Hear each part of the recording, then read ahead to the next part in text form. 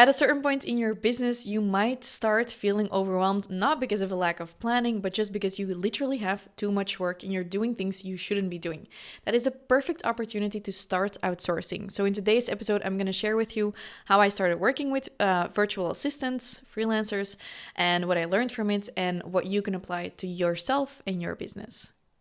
Hello, and welcome to the Fast Forward Amy show, the show where we lift your life and business with simple strategies. I'm Fast Forward Amy, your host and coach, and I'll bring you a new episode every Tuesday. Back in the summer of 2019, which is not that long ago, I hired my first virtual assistant, and everyone recommended against it. I remember having a little housewarming party in my then apartment with my friends and telling my friends I had hired someone for 8 to 10 hours a week and they were gonna start helping me. And basically, I had hired my first person and they were in awe because I'm 29 now, so that's a few years ago, as it is 2022 at the time of this recording. And my friends were really like, holy shit, you're really growing up and like becoming an actual business person. And I remember my dad and other people had said, don't do it. It's going to cost you money. You should first create an overflow in your business, work more until you really, really can't handle it anymore. And only then should you hire someone. And like many of my best decisions in my life and in my business, I am really happy that I didn't listen to other people. That's actually one of the fast forward principles we teach is you shouldn't necessarily listen to other people unless, you want to listen to them because you hired them, aka, hello coaches, please do listen to me. Or maybe because they've done what you want to do or they're like certified to help you. But you shouldn't just listen to other people giving you advice about maybe something they don't necessarily know anything about. Not that I don't listen to my dad in many cases, but at that time, for me, it really felt right. And I knew that I was already working really hard. I didn't want to create like more and more and more work. And I knew that there were many good ideas and things I wanted to do, but I didn't have any space for them because I was constantly busy in my business with the systems and I spent hours and hours on them. I was creating lead magnets. I was creating email sequences. I was creating all kinds of things, all kinds of things in the systems. And I knew I was basically wasting too much time on those. And that time was costing me the opportunity to build my business, to work on my business. So I was like, you know what? I'm just going to give this a try. I'm going to go ahead and find someone to help me. And I found my first virtual assistant who wasn't actually a virtual assistant, but someone who applied for me because I think I posted it on Facebook and on my Instagram. I had people email me, made a really big mistake of not emailing everyone back. That's one of the first things you should know when hiring. When people do put themselves out there and they tell you they want to work for you and you don't reply, then they're probably not going to be your biggest fan after that. So that's something I definitely messed up at back then. But Audrey came to work for me, and Audrey was one of the best business decisions I have ever made. We're still in touch. She doesn't work for me anymore. She has her own store right now. I hope I can forward this to her so she can hear this. She's one of the reasons I was able to really grow my business because for the first time in ages, I wasn't always just busy working in my business, but I finally got the time and space to make decisions, to focus on strategy. And she took over systems, a bunch of email marketing, shop systems, websites, all of that stuff, and a bunch of busy things. Now, it's not just that she took over some of my work that helped me and freed up time, but the main thing that happened for me was the amount of accountability I created because I would have to prepare things for her. I would have to create a list of tasks, a list of projects, and I couldn't just change my mind the entire time. Because up until that point, I was extremely wishy-washy and always just changing my mind on stuff I wanted to do. And because she was working for me, I couldn't do that anymore, so I kind of had to stick to a schedule. And from there, everything changed. A few months later, I launched my podcast. She also helped me with the implementation of the podcast, all of those things. And from that podcast, I was able to grow my business from 30K months at a certain point, 70K months to having my first $1 million launch. I think 1 year later. Is that correct? I think it is. Yeah. It's very difficult for me. The blur of 2020 to 2022 is real. I feel like it's all just one big mess of everything that happened in the world, but everything went really, really quickly. Launched my podcast, got my first couple of thousands of listens. She would help me so I could focus on actually recording my podcast, started batching, all of that, and that was really great. Until few months into the podcast and doing a bunch of stuff, I kept falling behind on so many things in my business. And one of those things was my email inbox. And I knew that Audrey didn't have more time, but that I really, really needed help. And it was kind of the same as before. Like, I really needed help because I couldn't focus on the right stuff in my business, or I was just not doing it and dropping the ball, you know? I was not replying to emails anymore. Things were taking up too much of my time. And I kept being stuck in that mindset of like, oh, but I have to do everything myself. I am the only person who can manage my email inbox, for example. And I had seen from a coach I was working with that she didn't do emails, or that someone else would manage it. And I was like, that's interesting. I didn't know it was possible until I saw someone else doing it, and I realized I can hand over my inbox to someone else and create a new inbox, and my emails don't have to be like a daily thing. So I found someone, another virtual assistant, and she started helping me with my email inbox. I sat down with her for an hour and I was like, okay, so when this email comes in, for example, when people propose me something, I'll email back to them and I'll try and figure out the details, like, oh, for an event, how many people, what's the budget, stuff like that. When spam comes in, I unsubscribe. When this happens, then that happens. When something from my accounting comes in, I forward it to the accounting mailbox. A bunch of stuff like that. So I started figuring out like, hey, this is not something I figure out over and over again every day. This is something I do according to a certain structure, and I can teach someone else this structure and they can take over and then go over the different things with me at the end of the day, at the end of the week, once a month, whatever.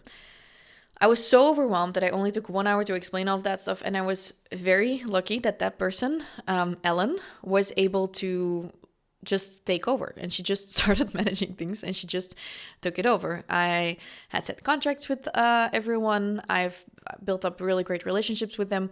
They were never planning on working with me forever and ever, but it was a really great fit. I was in need of help. They were in need of like a fixed structure for their virtual assistants things, and it worked really well. And I hired those people as virtual assistants, so that's freelance, before I had my first hire, Laura, and it's making me extremely uncomfortable that she's actually in the room with me as I'm talking through all of this, because I'm like, 2019, 2020, am I making mistakes? Is all of this correct? But it is correct. But the reason that that is so difficult for me is because it all went so fast. And I was talking to a friend yesterday who told me it's very difficult to ask for help. And I was thinking about it and I thought, you know what? Asking for help is definitely one of the things that has been really difficult for me too. And it's been the fact that I often feel like I am alone has been the biggest bottleneck in growing my business. It's been my biggest limiting belief I've had to break through. Money mindset, I worked through a lot earlier, and I'll always have to keep working through. But the I am alone and I have to do everything myself has been the thing that I've grown a lot in the past 2 years, thanks to the people I've worked with, but also because I kind of hacked myself, because being someone who's always taking care of other people when she was younger, I think I always kind of told myself, maybe I'm not worthy to ask for help, or other people will only love me based on my performance. There's still a lot of shit there. I plan on finding a new therapist, but that's a different story. And one of the things I've taught myself is that I can ask for help if I pay for it. So that's one of the ways I worked through that a little bit. I know there's still stuff. And it is something that you kind of just have to accept in your business, because so many people think I'm going to start a business and I have to do everything myself because I am strong, I am smart and all of that. But it is bullshit. And on top of that, there are things in your business that are costing you a lot of energy and a lot of time, and you could be using that energy for like positive things. For me, that would be creating content but not implementing the content. But someone else might get a lot of energy out of actually creating like the systems and implementing all of the things. So the biggest thing that I realized when I hired Ellen, is that she thrived when she was managing my mailbox. She thrived when she was setting up systems for the business. And I was like, no one will ever like doing that. I was wrong. She loved doing it. She got paid for it, and I got more time to work on growing my business. It was a wild success. And over the years, I've worked with many different VAs, we now have different virtual assistants in our business. Often it is a period of time for them to come and learn with us, to work with us. Then they go on to their own stuff. I've tried to hire some of my VAs full time. They often don't want to, because obviously they became a VA for a reason.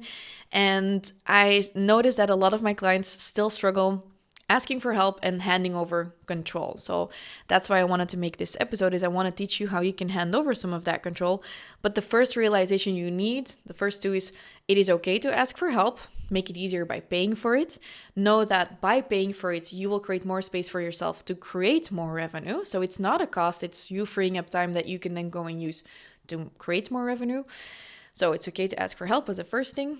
And the second thing, I think I wanted to say, is that you think no one else will want to do this, but other people like other things than you like. They are good at other things than you are good at. So just accept the fact that the things you hate might be other things that someone else will love. It's like right now I've hired a full-time assistant who's always like in my house. We joke and we say she's more of like my nanny, because she does all of the things I don't like doing. And she likes doing that, and she likes taking care of things and practical stuff, and she doesn't like having to do computer stuff a lot of the time. She loves just taking care of me and the team and making sure everyone is well taken care of. So it's a limiting belief to think that someone else can't do those things that you might hate or just not love, Okay, now what is a virtual assistant? I don't have a definition. I can just tell you that virtual assistant is someone you can hire, for example, freelance, who can work remotely and who can do virtual, like remotely and digitally, stuff for you in assisting you in your job or your business. And I've kind of seen this whole world of virtual assistants open up in Belgium. It's been really great for many people who are unhappy in their jobs, who wanted to work location independently, who wanted to focus more on systems, on organizing things, or on like creative VA stuff, who just didn't want to work for a boss anymore, but did want a certain amount of structure or like different things in their business. Some of the virtual assistants end up going towards a different job, building a different business, or they end up just thriving in that. Now, this is not an episode to teach you how to become a virtual assistant. This is more of an episode where I want to open your view of what can you get when hiring a virtual assistant, in my opinion. This is just from my own experience, like almost everything I do.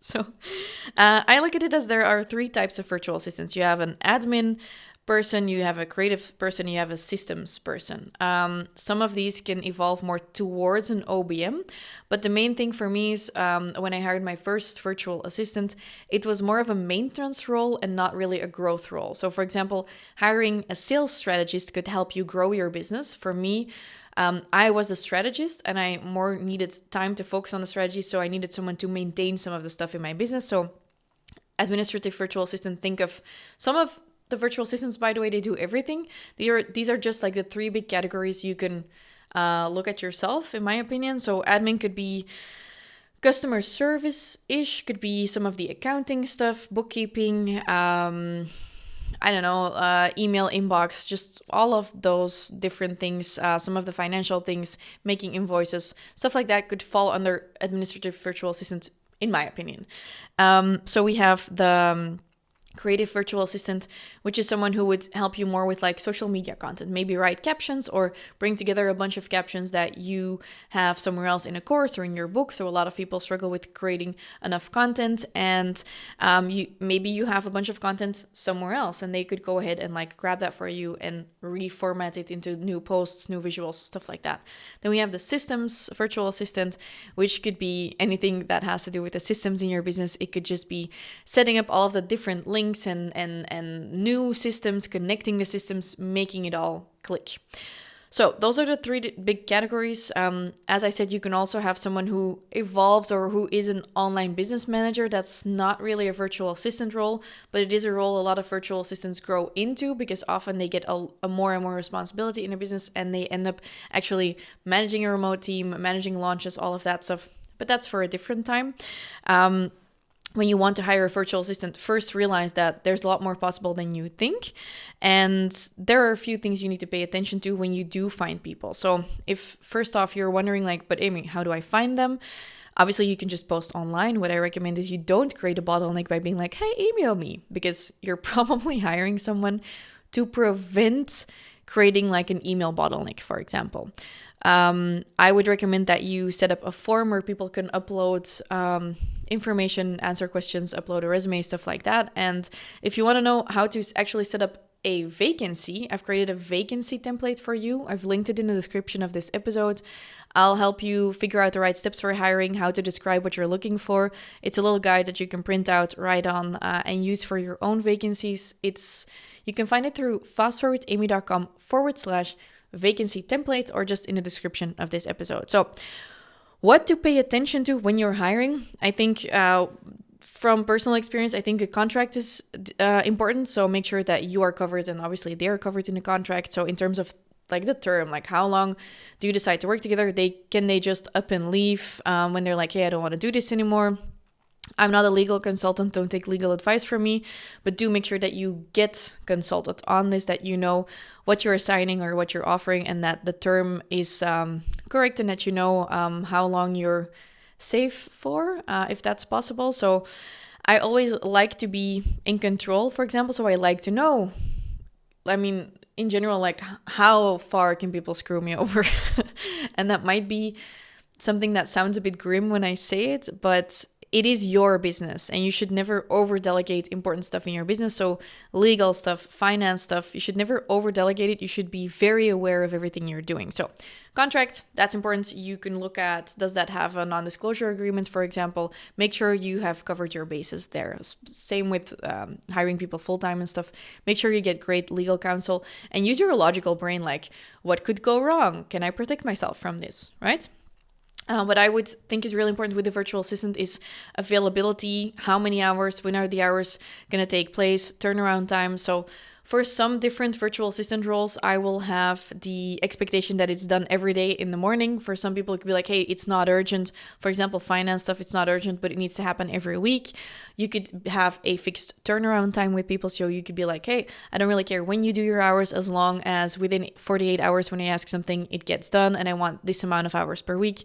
Some people sell packages of hours with a certain turnaround time. Other people have fixed contracts of like certain hours per week.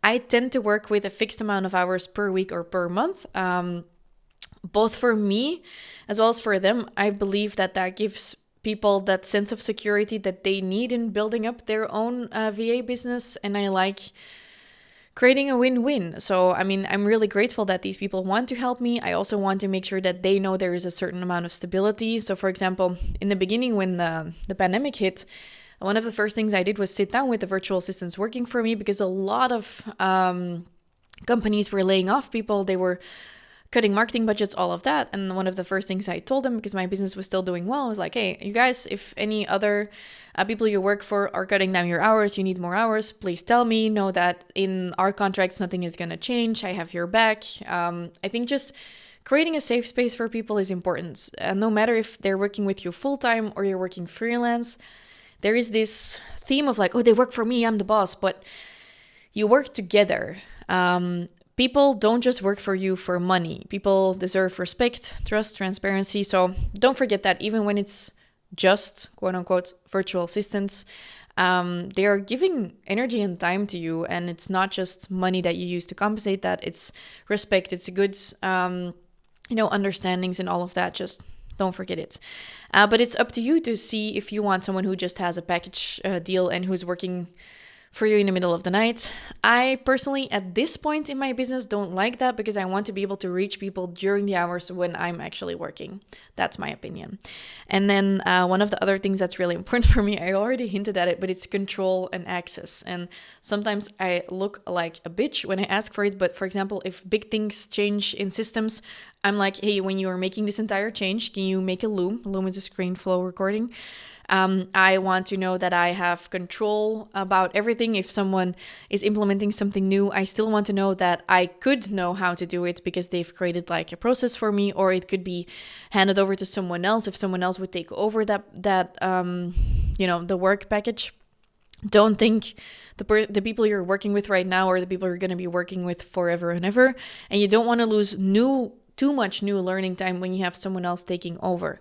I'm currently testing something which is 2 people for the same role who can like switch. So 1 week one person does it, the other week the other person can do it. I learned this from my friend Céline Charlotte, who does it. Only what we're doing is we're still giving in the other week, we're also giving work, but I just want to make sure that there's not one person who can implement our podcast. There are two people. There's not one person who can handle our inbox. There are two people. So I can never really fall without. That's a way for me to build stability into my business. And stability is kind of a core. I haven't talked about that a lot, but we talk about innovation, we talk about growth, but to build a sustainable business that can weather the storm of the pandemics and all of the crises, you need to make sure there's stability in your operations. It's one of the first things. Also, stability in your finances, but I believe you create that by having multiple people who are able to do the same jobs, or having the skills to still take over something. At the same time, the biggest growth in my business has happened when I've let go of control. So control doesn't mean you controlling everything. It means having the option to control it or to have someone else take over. And then access, please don't keep all of your passwords in a spreadsheet that's accessible by everyone.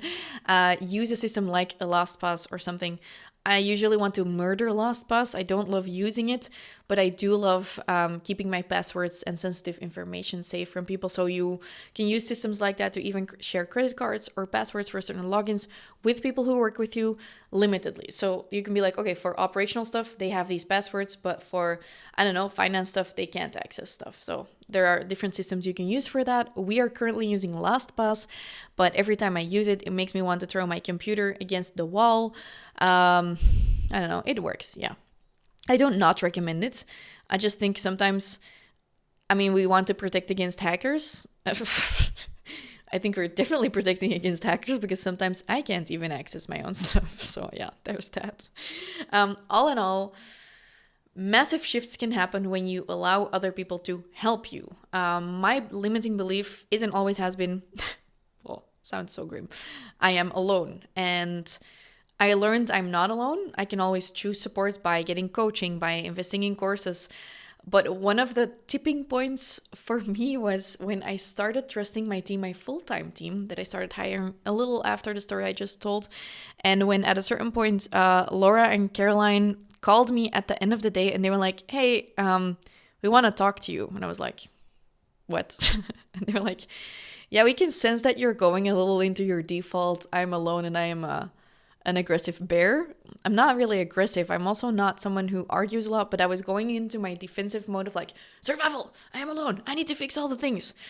And they kind of made me realize that I was doing that thing again that I had been doing my entire life, being like a savior type of person.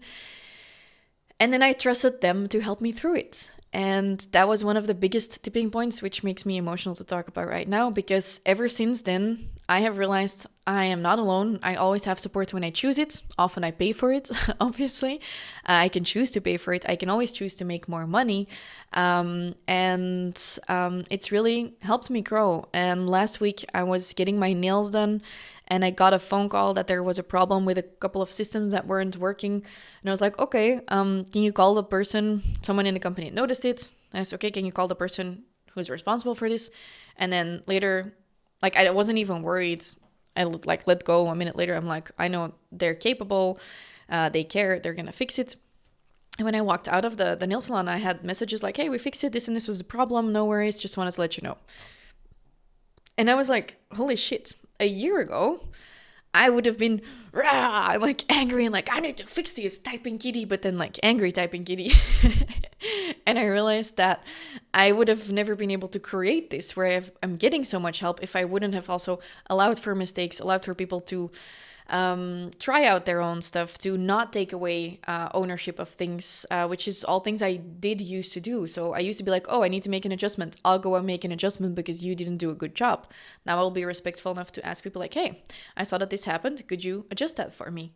I used to think I did people a favor by doing it for them until I realized and was pressured to realize by my team that actually doesn't help. It takes away ownership. People like autonomy. People like taking ownership. So be it with a full-time team or freelancers, virtual assistants, just make sure that you don't let your ego run the show. These are humans you're working with. They deserve to be treated like humans. Make sure it's a win-win-win for you, for them, for your business. and all will be well. And sometimes things will not be well, and then you will recover as well. So if this fired you up to go and look for your own hires and to finally hand over some of that control, I highly recommend you go and download our guide about creating vacancies. It's our vacancy template. So go to fastforwardamy.com/vacancy template or click the link in the description. And as always, know that we have written an article where we recapped all of this. If you are on the verge of hiring, because you might be like one of my Boss Up mentorship coaches. By the way, this month we are launching our Boss Up mentorship. Come and have a look on my Instagram for more information, or click the link in the article, the description, whatever. You can find more information through fastforwardamy.com/Boss Up mentorship, or just BUM, which sounds a bit dirty, because that is our coaching program for our scaling audience. That means if you're currently already profitable in your business, but you want to start scaling, you want to outsource more, like with virtual assistants, you want to organize your company that it can kind of run without you as well, the Boss Up mentorship might be something for you. So if you have questions, just send me a DM on Instagram or email team@fastforwardamy.com, or just simply go ahead and look on our website. This was episode 128. So on the website through fastforwardamy.com/128, you can find the article. That's what I was gonna say, and then I thought of the Boss Up mentorship and that you might be a good fit. So let's chat later. I hope you liked this episode, and have a happy day.